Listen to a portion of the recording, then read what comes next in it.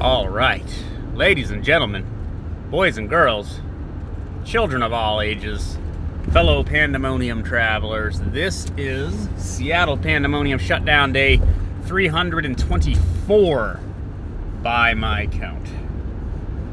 So what's going on today? What's going down? So, in local shenanigans, we've got City Attorney Pete Holmes saying that they don't want to prosecute people for crimes if all they were doing was peacefully protesting.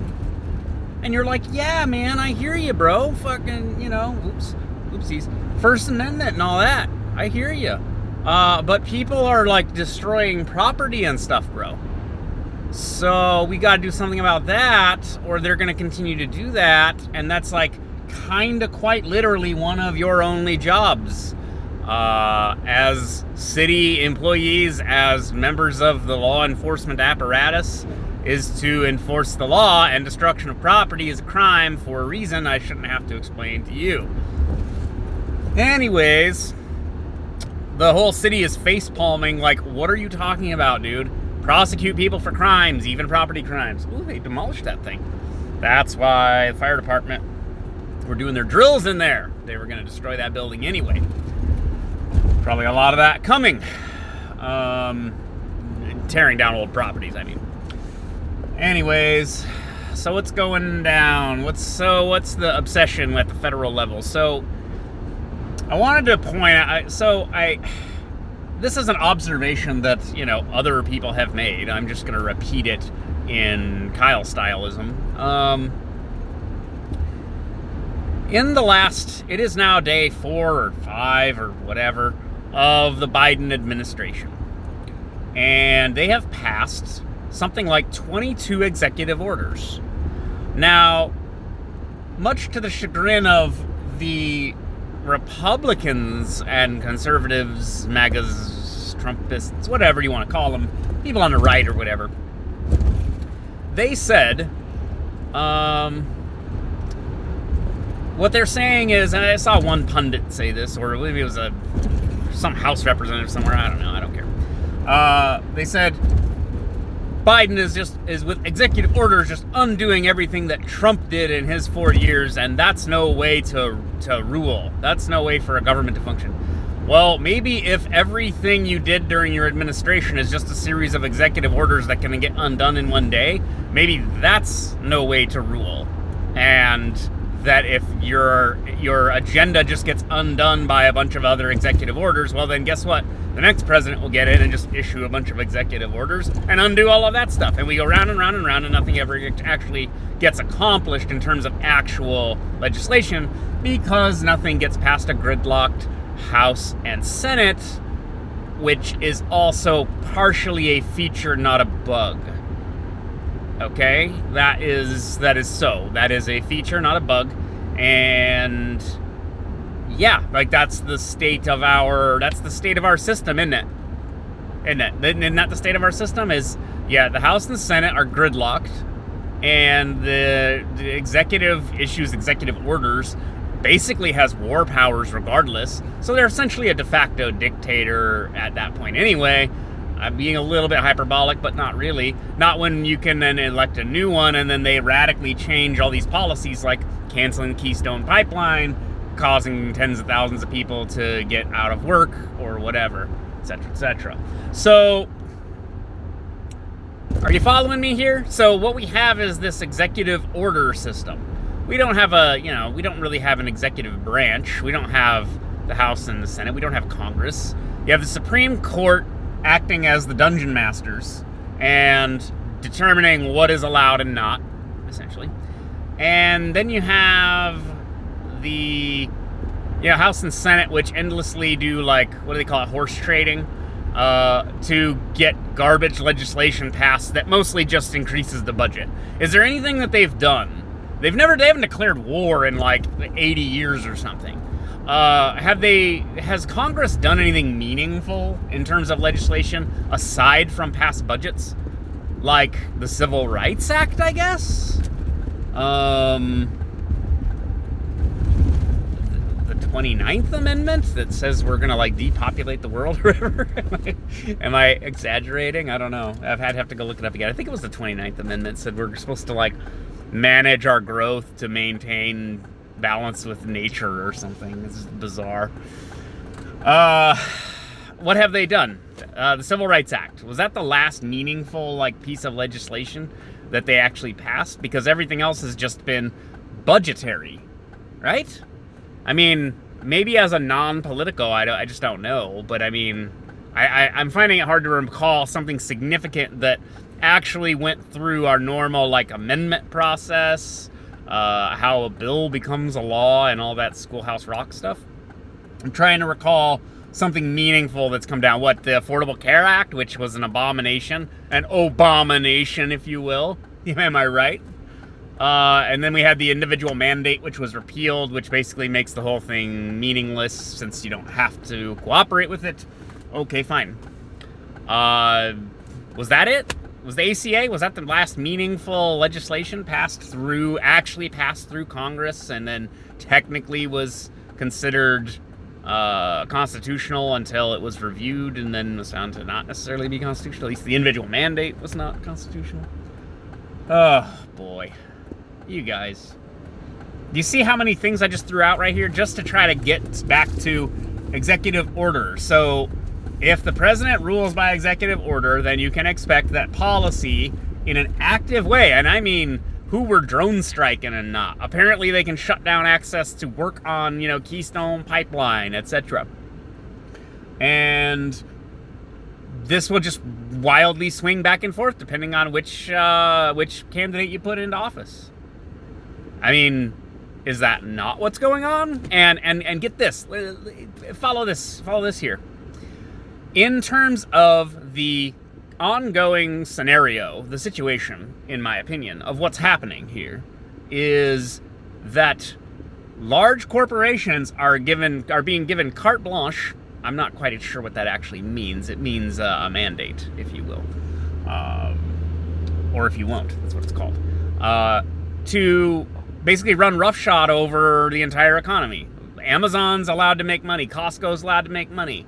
Kroger allowed to make money. Be open, full capacity. There's no restriction. They're not counting people. They're not restricting they restricted hours a little bit, but not in any meaningful way in terms of their business model. But meanwhile, mom and pop shops, any store that's not considered essential, you're not allowed to be open. Not that anybody has any money left to spend anyway, because, the government won't give anybody any more stimulus. Or when they do, they give you $600 on a debit card that you have to make an account with the Treasury Department in order to transfer and do anything meaningful with, so it's just going to sit there in someone's account, probably generating interest. I don't know, maybe that's just a conspiracy theory I just made up on the fly. But anyways, stop wiggling so much. Why are you wiggling?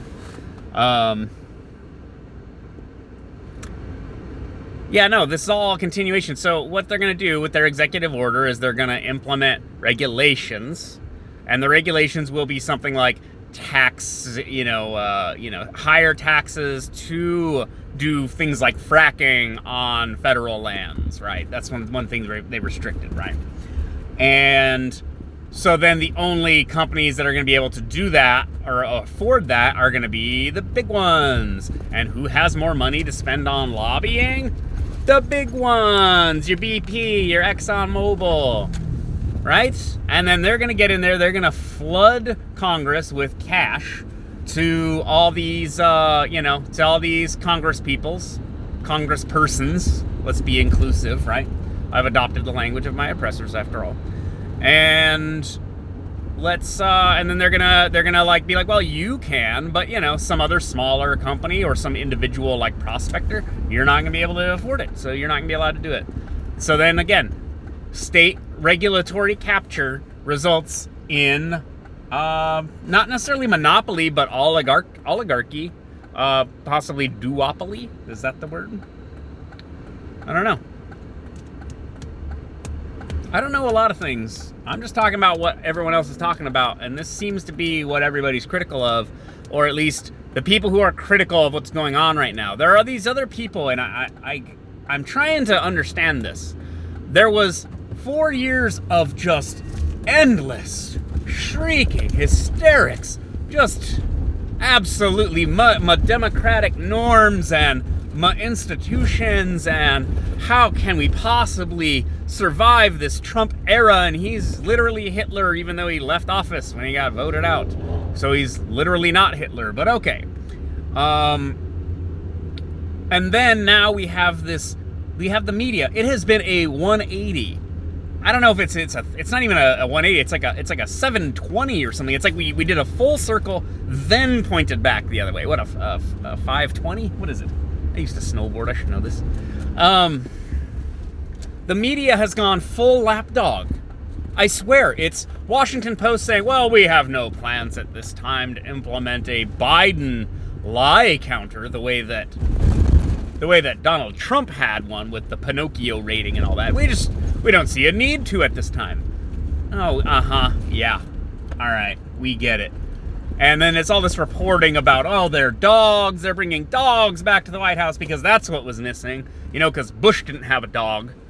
Dogs, that's what's missing from the White House. And now everything will be returned to normal because we have an old white man as president. Oh, wait, that's the same. But now we have dogs. Okay, that's the same as the previous administrations before Trump. Okay, and has no bearing on policy whatsoever. And again, what Kamala's wearing and all this trash. I am astonished that other people don't see through this trash. There's all this positive, flowery language around, from Joe Biden and these establishment cronies. Unity, and we're coming together, but also we need truth and reconciliation councils, and we need to have people held accountable, and we need to have we need people to be held accountable, and we need to have an impeachment of Trump because of the insurrection that happened on January 6th. The 35 minutes where a bunch of people smoked joints in the rotunda and then were all escorted out, and then they've all been arrested since. Wow. The living under this Q shaman guy with the buffalo horns is just, it's just too much to bear. I'm going to escape to Canada. Idiots. It's just fascinating to watch because it's happening in real time. I can tell who's I almost used a phrase out of the wrong phrase.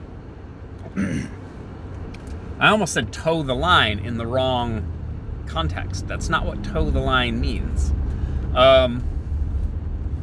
People who are spouting the party line and people who are going along with this, oh, it's a new day in America, and isn't Joe Biden a great unifier? Why? Meanwhile, polls indicate Joe Biden is not unifying shit. He's not. Joe Biden couldn't unify a North and South magnet, okay? We are headed into some divisive, conflicting politics. And oh boy, is it going to get spicy. Because you are going to see moderate Democrats and moderate Republicans clashing with the more extreme versions in the House and the Senate. Dirty shenanigans in politics are going to go on. And again, media as this wedge to force people to do stuff, force Congress people to go along with various policy, including foreign military interventions, which again, other people besides me are saying that's where we're headed with the people who are getting appointed to this administration.